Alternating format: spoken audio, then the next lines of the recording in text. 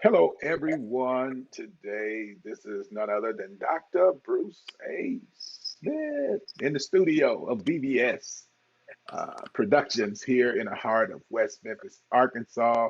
We're here for another broadcast on what are we going to talk about today? Oh, taking off the mask part two. We have as our guest tonight none other than Phyllis Knight from Mansfield, Texas, and Robert Mileage from West Memphis, Arkansas is going to be in the studio tonight. We are expecting a good discussion, and we're going to turn this thing over to Miss Knight, as she's going to do the recap on last week and get us started for this week. So, are you ready? We hope that you are ready in the studio tonight, Miss Knight. How are you? I'm great. How are you today? How are you, Robert? Doing good, Oh, doing I'm doing good. fine. How about you guys? We're doing Straighten up your good, doing glasses and you'll good. be doing fine. I gotta get Well, some we're new just gonna glasses. recap on Yeah, there you go. taking a mask. I can't say like this all night.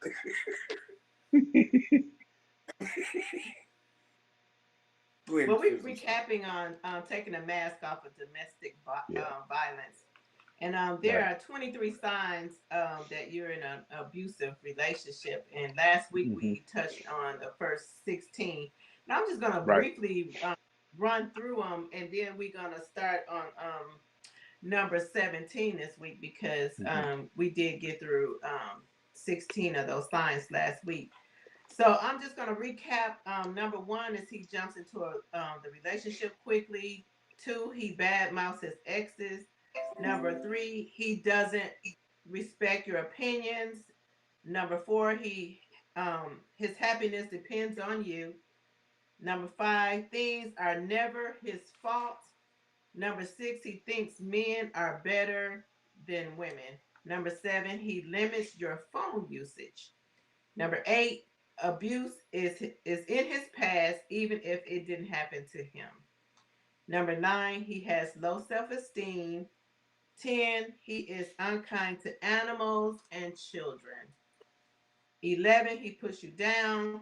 12, he doesn't like when you spend time with family or friends. That's how they isolate you. Number 13, he is easily jealous. 14, his feelings get hurt easily and frequently. Number Wow. 15, he previously hurt a partner. Number 16 is where we left off at last week. He threatens you to control you. And this week we're going to begin with number 17, and that is you are threatened of him when he is angry. When his anger should not be intimidating. If he Right. shouts at you, punches walls, throws things, ruin your possessions to prove a point, or get so close it frightens you, you're with an abuser. And I'm gonna go ahead with number 18, and then we can kind of, talk on some of those points, and then we can continue.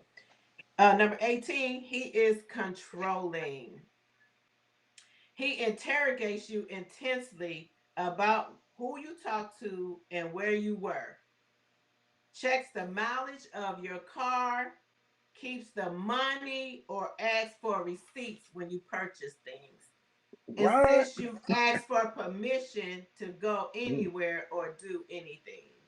So, we can kind of recap on some of those things from last week and discuss the new two signs that I introduced this week, that he frightens you, that you are frightened of him when he is angry.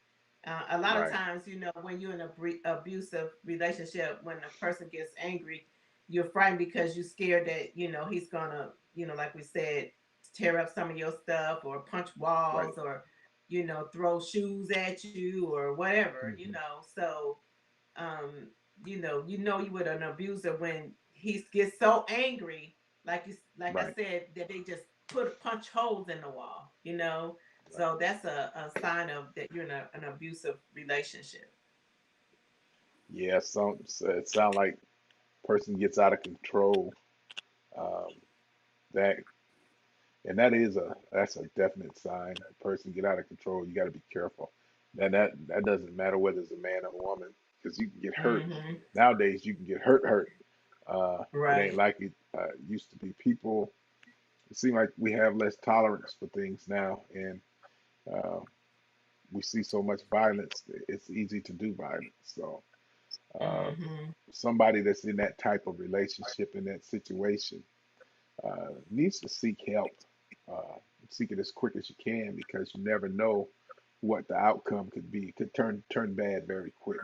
So Right. uh, it's something that we don't just want to take for granted. Oh, he loves me. No, no, they ain't gonna do you like that if they love you. That's false love. If that's what you think love is, we need to do a reevaluation. So Mm-hmm. yeah. Exactly. So what do you think, Robert? Wow. I mean, that's you know, it's a hard thing to wrap your mind around, anyone that would devalue another person like that. Uh, Mm-hmm. I never want to be in a relationship where you, you you feel like you got to have dominion over the one that you say you love. Well, that ain't what God gave us. God gave man dominion over the in Genesis the things of the earth, not another person. And it's pretty sad. Let me say this: one of the most dangerous things, and I've said it in my past too, is a guy can say to a woman is, let me bring you into my world.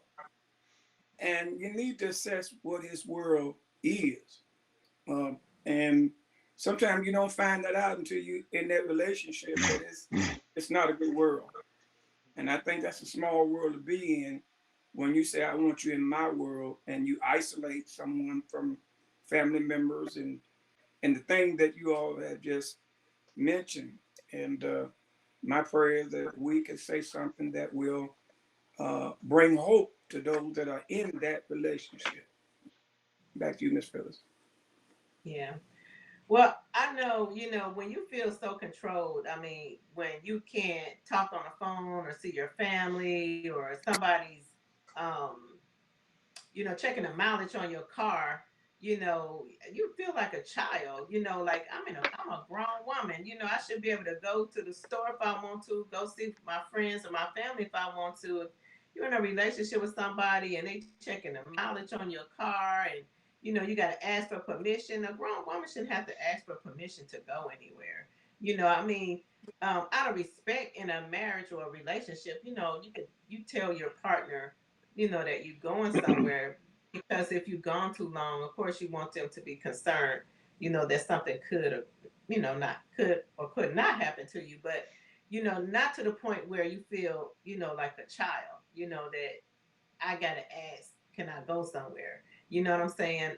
So that's having too much control over a person. And, you know, like when a person is isolated from their family and their friends, you know, you can't spend time with your family, but he wants you to be around his family. You know, oftentimes you're in abusive, abusive relationships. So, you know, sometimes we don't even see those as a sign that you would an abusive person, you know. But like I said, abuse is not just a man. You know, women can be abusive also.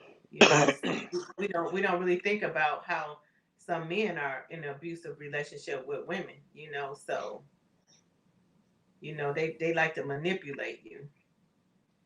Yeah, and it's something that we need to understand. Abuse is not just physical; it's verbal. Um, Verbal abuse Emotional. is just as, yeah, it's just as bad as physical abuse. It can cause just as much damage, and it's a good thing to check your situation and come to a realization what is actually going on in the relationship, because it's important to have a healthy relationship and not a relationship that where you feel like you're going to be threatened at any point or any time. So it's Mm-hmm. good for us to recognize and to realize that we we need to have a healthy relationship. When you look at especially during this times, this pandemic and all this stuff going on, so many of us spend so much time at home, and a lot of people get in the house and they don't get to get out, and they get frustrated, upset, feel like they're caged in, and so we get mad and upset, and that could be uh, not only could that be the parents, but that could even be a kid who gets so frustrated they locked in, uh, and can't go out, can't be around their friends, can't hang out, can't go to the club. There's just so many things you got to look at, and we got to look at what is the important part, and what is important, what is healthy for a relationship. Right, right, right. Well, I'm gonna read a couple more signs so we can get through our 23 this week. I'm sorry, verse. I think I'm reading scripture. Number What verse, Will? verse 19. Verse 19. Number 19 is he uses force during sex. He enjoys throwing you or holding you down against your will.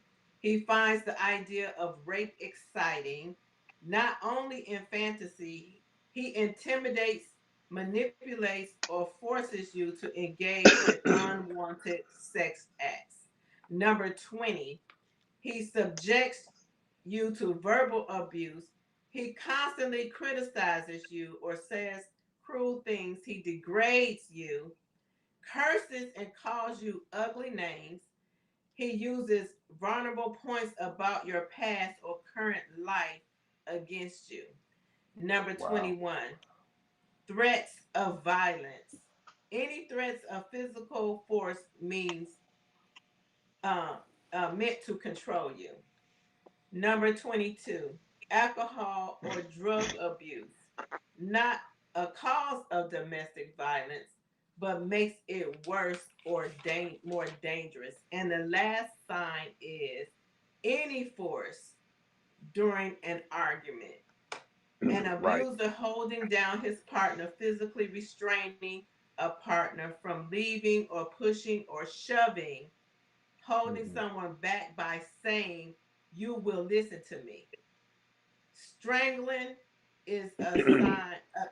If they strangle you, is a significant red flag for lethal violence. You know, a lot of times when you get in a argument, you know, sometimes with a person, and then you trying to leave, and they're, you know, standing at the door, and they won't let you out, and they like, no, you're not Right. going nowhere. You know, that's a abusive person, and it's really a dangerous situation because you don't know what they're gonna do. You know, Right. like it said, you know, you they can strangle you. Sometimes pick up knives, you know, and throw knives at you. Or, you know what I'm saying? Right.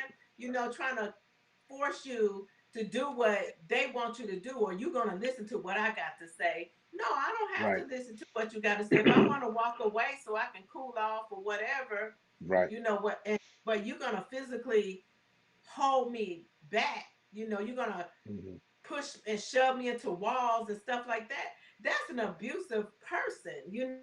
Right. That's a person when a person is doing that kind of thing. You You're so know. right.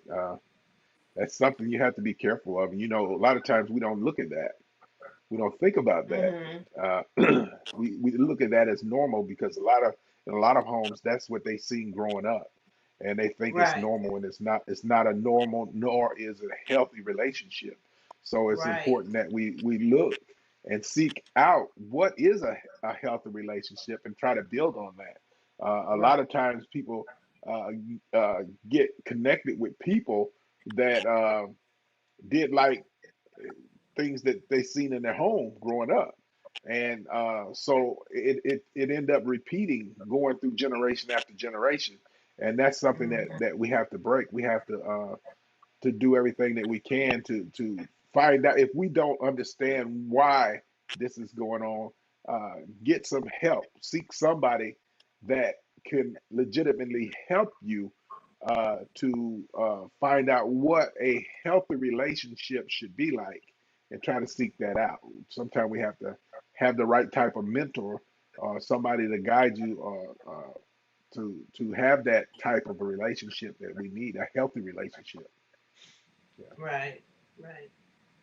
Well, like I said before, a lot of times, we have to sometimes go see a counselor, Right. even if you're not the abuser, but you're Right. the person who's being abused, to help you Mhm. to get out of that relationship. You know what I'm saying? Sometimes Right. we're not strong enough. We feel like that person loved me, or they say, I'm sorry, I love you, I'm not going to do it no more. Please don't leave Hmm. me, and all of Right. that stuff. And, you get that emotional, abuse because they, every time they do it, then they say, and they sorry, and then they hug, and then they Right. bringing you flowers, or they bringing you a Don't they do gift, it? or Yeah. they doing Yeah. something, to make you, feel sorry for them or pity for them. You know what I'm saying? Or I Hmm. can't, I really love you. I can't make it without you. No, you can make it without me. You know, Right. so Right. we have to be able, to get out of that kind of relationship. And there's ways Right. of getting out. You just gotta,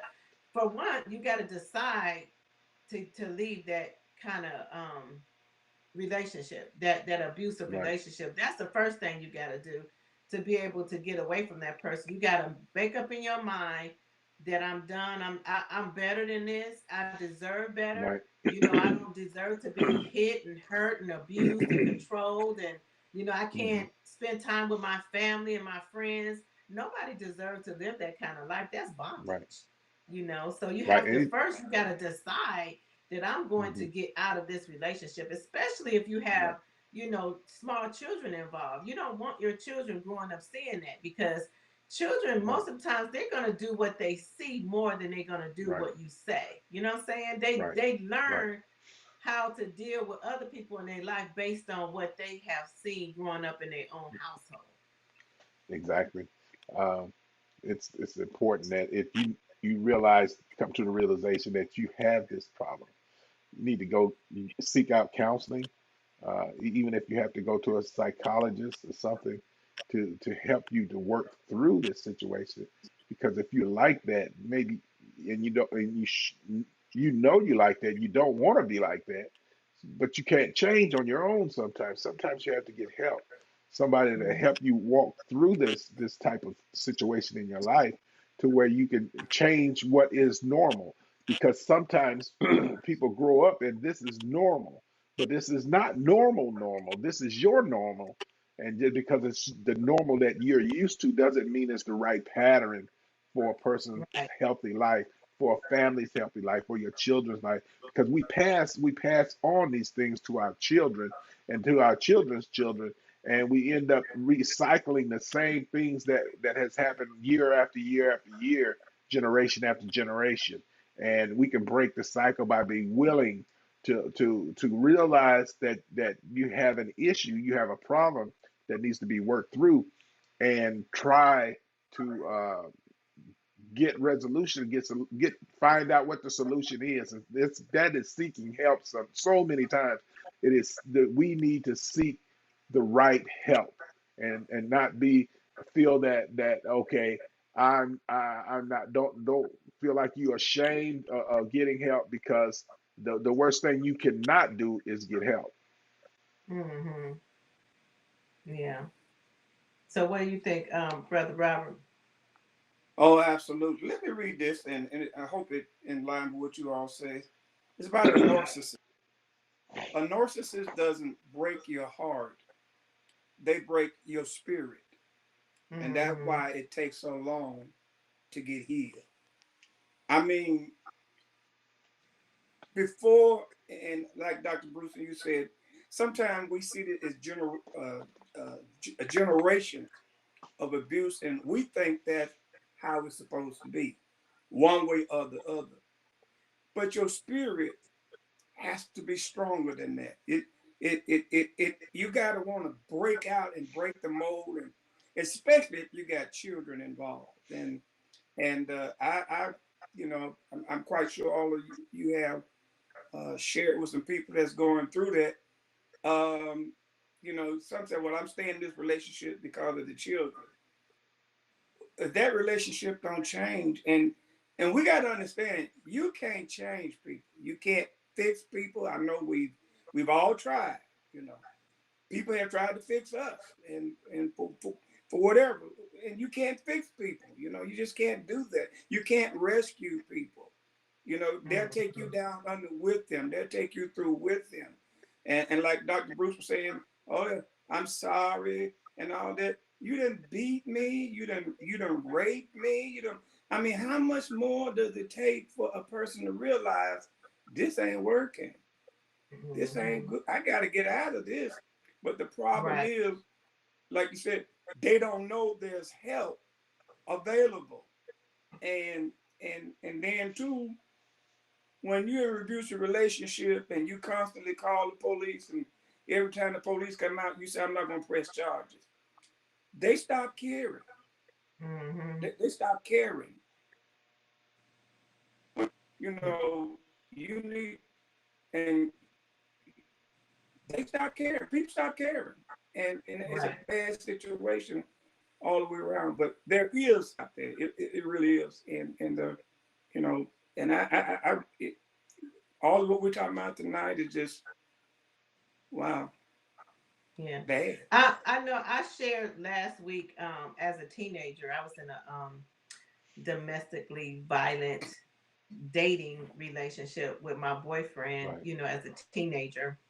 And we don't talk about that oftentimes, young people, when they're dating, they're in an abusive relationship. And because I was young, I mean, I don't just blame it on being young. You don't have to be young, but I was young, and I thought I was in love, and my boyfriend used to jump on me, and I couldn't talk to people, and you know what I'm saying, and it wasn't until I had enough strength to press charges on him, and allow him to be dealt with the court system. We went to court. They gave him like 3 days in jail, which, I mean, that wasn't that much, but when you're young, it was enough for me to know, okay, it's time for me to leave this person alone. You know what I'm saying? And so I did. I left him alone. But then some about a year or two later, after I had my son, and I started dealing with him again, and one day I went to sleep, and I woke up and he had a gun to my head, and so when that happened, I was like, you know what, I got to get away from here, so that's when I made a decision in my mind. I didn't tell him uh what I was planning to do, but I knew I need to get away from where I live to, so that I can be really free from this person. And so I ended up going in the military. And hey, I lied and say, yeah, we're gonna get married, whatever. I told him whatever I had to tell him, because but when I left and went in the military, I was like, nah, I'm done with him. I'm through. But I had to make up in my mind that Right. I was going to get out of that relationship, and that was my way out. And Right. and that's what anybody, you have to first decide to get out of an abusive relationship. The second thing you got to do is you got to constantly work on yourself to get out of Right. an abusive relationship. You got to encourage yourself.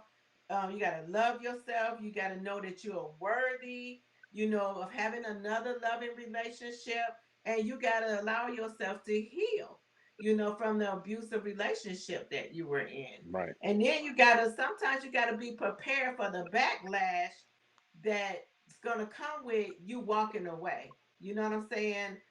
You got to have the mental toughness, to get away from the abuse. And sometimes it's going to get Right. worse before it get better, Right. but you can walk away from an abusive relationship. And then you have to spend the time and the money and the effort on yourself, to get away from an abuser. You got to prepare yourself for your Right. future. You know what I'm saying? And if you have to go back to school, sometimes you've been married to somebody who's been abusive, your whole marriage, and he's been taking care of the bills and taking care of everything in the home, and you don't even know how Hmm. to really pay bills. You don't know how to, you know what I'm saying? But you got to start working on yourself to get Right. yourself out of this situation. Whether you Hmm. got to take some classes that he don't know about, some online classes to better yourself, Exactly. or whatever. You Hmm. got to prepare your mind to get out of the situation. And sometimes you gotta, like my mother-in-law say, don't let your left hand know what your right hand doing. You know what I'm saying? Sometimes you gotta do what you gotta do. You gotta move quietly, so that you can prepare for a better future. And the last thing you Right. gotta do is surround yourself with your tribe. You got to be around family and friends who's gonna be there to support you. If you have to Right. move in the middle of the night, you got to know that you got somebody who's Right. going to pull Right. up the van Right. or whatever and get your clothes, or wait till he get in the car and go to Hmm. work and hurry up and get you some garbage bags. You got to do what you got to do, to get out of Exactly. that situation, because your life and your life of your children depend on it, Hmm. you making a Right. choice. So that's the thing. We can get out of it, but we got to decide that we're going to get out of that kind of abusive relationship. Yeah, because it could turn into a life and death situation, really. Because you Yeah, Mm-hmm. never it can. know. And then if they're a drinker too, because I've been in some situations with females that drink, and they're Right. okay when they sober, but when they get a little Mm-hmm. of that fuel oil in them, they get a little wild and get a little loose and wanna hit you and try to beat you like a man. So you have to That's right. decide, is that something you want to deal with, or is it not? So That's right. you have to you have to count the costs and everything to Right. do it. So it's something, it might hurt to have to get away sometimes, but Right. the life you save could be your own sometime when It'll you be think your about own. this That's thing, right. especially in this age that we getting now, because everybody got a gun now, everybody carrying a gun. So it's no, it, people get mad at you. Those, and think about it. Those that get mad and they get a little out of control, you might want to start distancing yourself, because it could turn into a bad situation fast. And That's I right. don't want to be in that type of situation. That's why one of the things I've learned to do, I speak a whole lot less and listen a whole lot more. And when I hear things sound like they're going sour, I'm getting out of Dodge. It's time to go. Time to get away. I don't care what somebody say. I don't care what they think. I don't care if you call yourself my friend. But if you going down the wrong road, saying the wrong things, hey, it's time for me to get away from you, because I don't. My life is more valuable than just hanging around somebody. Especially, some people, they get out of, like I say, they get out of control. We know when our friends get out of control sometimes. We know what they Right. say. We know what they do. We know a lot of times. We know whether they're abusive in their household, but we don't want to say nothing. That's one of the things that goes on. We don't want to take the mask off and Right. come to the realization that these things need to be addressed because our family members can get help, our friends can get help, but we a lot of times we're not willing to even say anything. And just say, hey, bro, pull them to the side, and just talk to them about it. Sometimes, yeah, will they get mad? Sometimes they will, but Mhm. if you don't say nothing, you can't even put a bug in a person's ear to even make them realize that, dude, you might need to get a little help because it can go sour very quick, and especially Right. if it's alcohol involved. Whew, alcohol or drugs, it can get very very bad very quick. Right. Yeah. I just want to touch on a couple of myths about domestic violence. Five myths of domestic violence. Um, Hmm. it won't happen in Christian homes. That's a myth. They happen a Yeah, lot in Christian homes. yeah, yeah. Submission will solve the problem. Like I touched on last week, it's not an issue of submission. It's an issue Right. of violence and control. Hmm. It's the woman's fault. No, it's not always the woman's fault. And it's not always the man's fault either. You have to take control over your own actions. Um, domestic abuse isn't as bad as domestic violence. Domestic abuse is like what we're talking about, like the verbal abuse, the emotional abuse, that. But then, domestic violence is when you get physical.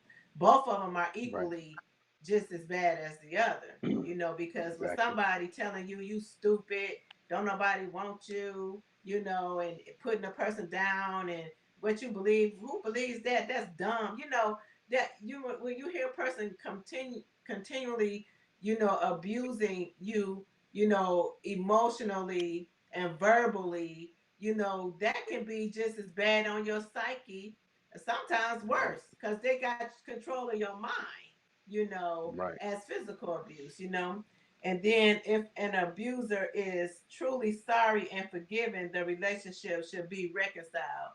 No, just like we were saying earlier, sometimes they come and say, "Oh, I'm sorry, I won't gonna do it no more." You might be sorry, but I'm done with you. I'm out. Right. Like I don't have to reconcile with you when you done busted my lips and blackened my eyes and broke my arm and no, I'm Right. out. I don't gotta reconcile with you. I can forgive you, but I don't gotta be in no relationship with you. So those are some of the myths about domestic violence, and like I said, the number one is that it don't happen in Christian homes. It happen in Christian homes all the time. People be Right. sitting in church on Sunday and they go home and their husband or their wives abuse them, and Right. people in the church don't even know that they going through that. Sometimes the pastor's wife is dealing with domestic violence. Right. The pastor can be in the pulpit preaching and go home and abuse his wife. Right. So just like we talked about last week, the pastor, in Orlando who jumped on his wife. Her brother was there, but ultimately Mhm. he ended up going to her job at the Naval Credit Union and shot and killed her. Right. So we got to get ourselves out of these relationships when we dealing with people who is violent. A lot of times we got violent kids, adult children, Yeah. Right. in the house. That's domestic violence too. You got a son Right. or a daughter who's screaming and hollering and cussing at you and disturbing your peace. You got to go. Right. So sometimes we don't think about that. We got to Right. Yeah, you gotta go. remove ourselves. Huh? Yeah, they got to go. We got to Yeah, remove ourselves yeah, from you them gotta kind go. of You gotta relationships go. too. Yeah. Yes. Yeah, yeah. So I know me at my age, I don't feel like dealing with all of that foolishness. You No. know. So Yeah, we have to realize, it's something that you don't hear talked about in the church. Hate to say it, but it's true. Uh, you don't hear it talked about in the church. These type mm-hmm. of discussions, we can talk about everything else, but we don't talk about these type of situations, how to deal with what we a lot of times we just want to say, well, you just need to pray. Well, you getting beat black and blue, you can't just pray. You got to make. Sometimes you got to make a move. You end up dead Right. talking about, you know, I believe in prayer and I believe in all that, but when you getting beat and when you going through all that, you got to make a move because Yes. uh, you could be down praying and get beat half to death, and um, that's just don't make no sense. Dr. Bruce, It, yes, sir. can I say something? Of If you open your mouth. course, but I didn't mean to interrupt you. I've shared this with you. My priorities in life, even in ministry, I'm a husband first. Okay. I'm a husband first. I'm a father second, a grandfather third. And at the time when I was working at my former employer, because that's where my paycheck was coming from, then after that, I'm a minister. And then after that, whatever you want to do. But my priority first is my wife. I mean, other than God, I'm just saying, I'm a Right. husband first. I love my wife more than I do any position anywhere. Because I view life like this. This is the last person I see when I close my eyes and go to sleep. And this is probably going to be the first person I see when I wake up. So I need me and her both want to go to bed in peace, wake up Mm-hmm. in peace. You know, the things in life, and Dr. Bruce and I thought you never have no more bills than you say okay to. So ain't no sense in crying about that when we say, hey, we want this type of house or we want that car. You know what the payments were, and life changes, and sometimes you do lose things. We've been there, and you move on. Sometimes bad decisions are made by one or two partners or both at the same, and you learn and you move on. Right. But I don't, my first ministry, once again, and I want to say this to preachers and pastors, when Mm-hmm. you love the church, then you do your wife and your family, your priorities are wrong. Your priorities are wrong. I heard one pastor say at the leaders conference, Jesus already died for the church. Don't you die for the church. Because these members are going to have a life after they done buried you 6 feet under and put your wife and Mm-hmm. family out the church. They're still gonna have a life. And I pray for pastors, and I was had the privilege of being part of the Christian Theological Seminary discussions today. I believe emanating out of Chicago, um, and just listening to what they were saying, same issues we're talking about now, about pastors and things that are stressed out and leaders and how they're just taking it out on their families. And so, you know, priority one for me is my wife, my family. And then after that, Mm-hmm. I can help you with your hopefully your situation. But I gotta take care of Right. home first. Because if I was pastoring the church today and they voted me out, or within our denomination, the bishop said, I don't want Pastor Miley there no more, we're gonna put Pastor Orange Pants down there. I gotta come home to my Right. wife and my family. Right. And it's bad when you come home and people don't know who you are. The dog don't even know you because you weren't Right. there for the family. And we got to Right. learn you can't be the one man show. You gotta train others to assist you so you can live longer and enjoy the fruits of your labor. But if you're abusive like that, you need help. You really do. Right. And we're Yes. saying this not to condemn, but we love you. We're in the ministry also. We understand the weight of ministry, the responsibilities, and all of that. The projection that's out there. That a lot of time we feel like if I let my hair down, I'll lose credibility, I'll lose respect. No, I don't do a lot of church pictures because that don't always show me life. But when I see you and your wife sitting in the park on a bench, that I'm like, I ain't never been down to that park and that bench. I need to go down there. But I just think we need to we need to live and not Right. just function. Elvis Presley was asked this one time. He was on a 300 some odd day tour. What is the hardest thing you've ever had to do? I'm talking about Elvis Presley, the rock and roll singer, the movie star. And he said the hardest thing was live up to an image. And I learned from there that we all live up to an image.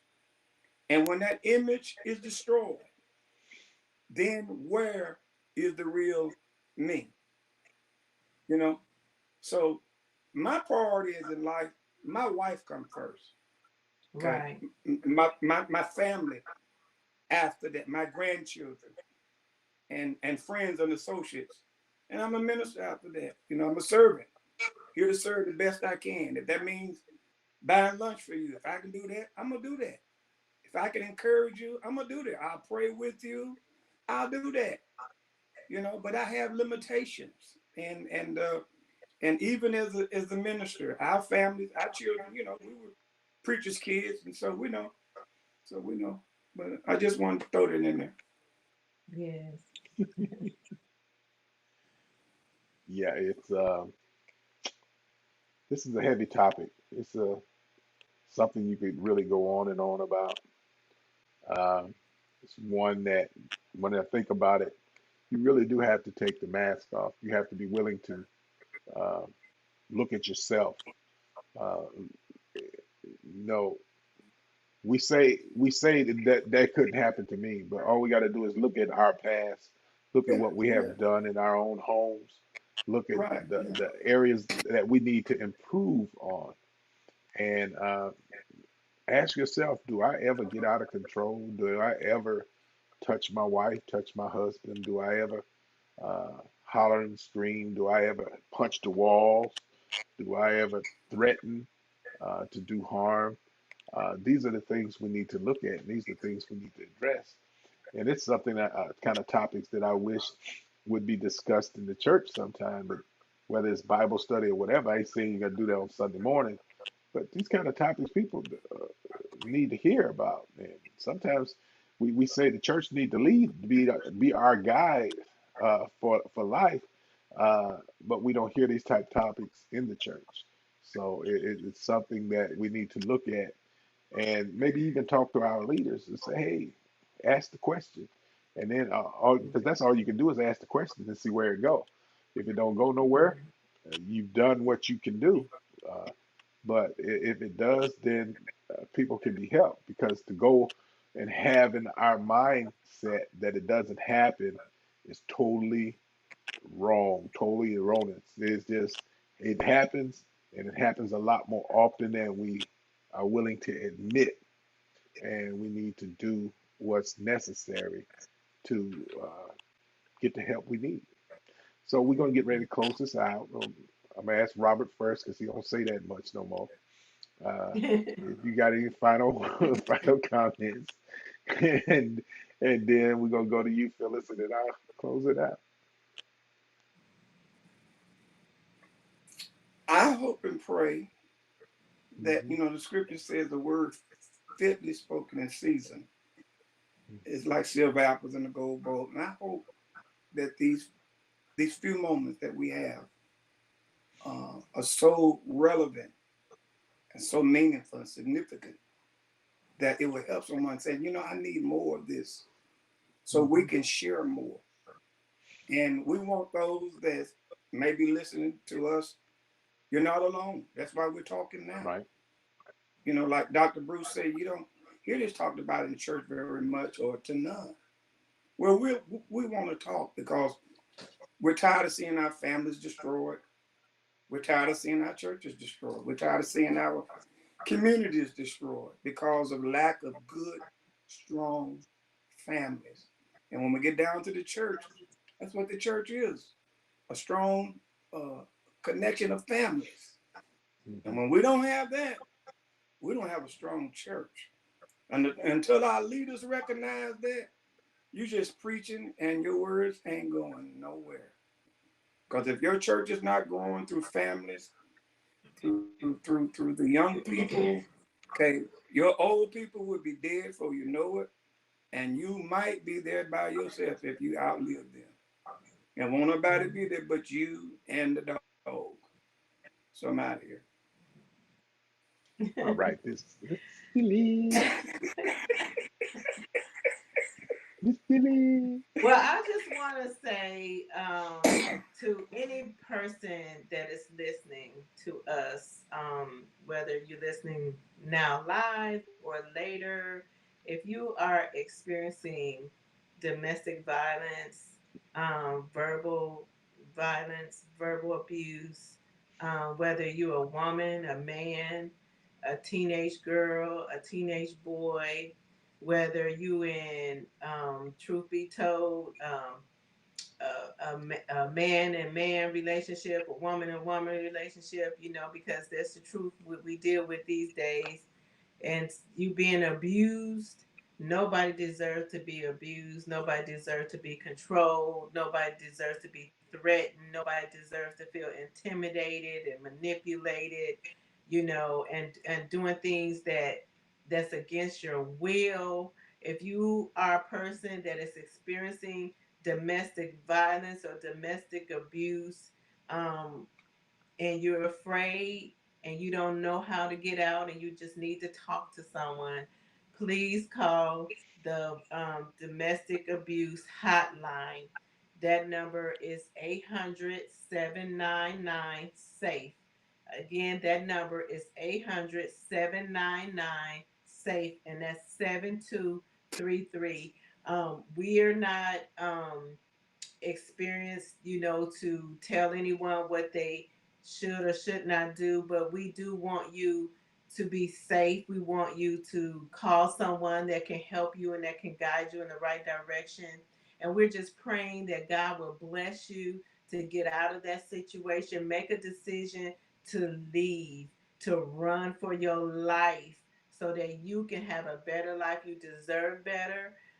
You deserve to be loved and to be cherished. And, so I'm just praying that you would make a decision to get out of that abusive relationship. It could be, you can have an abusive son or daughter in your home abusing you. It's still domestic violence, Right. so make a decision to remove yourself or have that person removed from your home. So that's all I want to say this evening. We want to thank you all for being part of this uh, show. Uh, I like to see this show do some of the hard, what I call hard topics that we don't like to talk about, that people don't want to hear, that you don't hear. Uh, Sometimes in the church, you don't hear them. I ain't heard nothing about no domestic violence, how to get help, no hotlines, no nothing in the church. Uh, and sometimes I think if uh, this type thing was discussed, we could get people help. Relationships could be saved, lives could be changed. Uh, but since we're not hearing a lot of these topics, whether it's in Texas, whether it's in Arkansas, whether it's in Missouri, whether it's in uh, Tennessee, we're not hearing this amongst those that we would look at as our leaders. Uh, so people like us have to bring light to it. You want to see relationships saved. If you want to save your relationship, get help. Uh, Go to a counselor, go to a psychologist, go to a psychiatrist if necessary. But don't look at it. I don't look at it. Look at things as everything is lost. But if you're willing to get help, but if you're not willing to get help, you might lose everything. Your relationship, your children, everything. And it's just something that can be turned around. It's not too late, but you got to be willing, and that means each and every one of us. If we got this kind of thing going on, let's do what we need to do. What's necessary to turn the situation around before it's too late, or before somebody get hurt, before somebody get killed, before somebody get a broken arm, a leg, so somebody get hit by a car. I can remember relationship, yeah, way back when I was in my 20s, getting about getting ran down by a car. You know, by a lady that I was kind of with tried to run me down with the car. So it's like, and I was married at the time, and she tried to run me down, get drunk, got that fuel oil in there, and tried to run me down. So it's one of those things you have to think about. Get the help. That's all I can say. So we're gonna get ready to tune out, and we thank you, and come back on next week to the producer show, and we'll be on Thursdays, every Thursday at 6:30 Eastern Standard Time. Thank you, Ms. Knight, and thank you, Mr. Mileage, for tuning in. And you all have a wonderful day, and God bless you.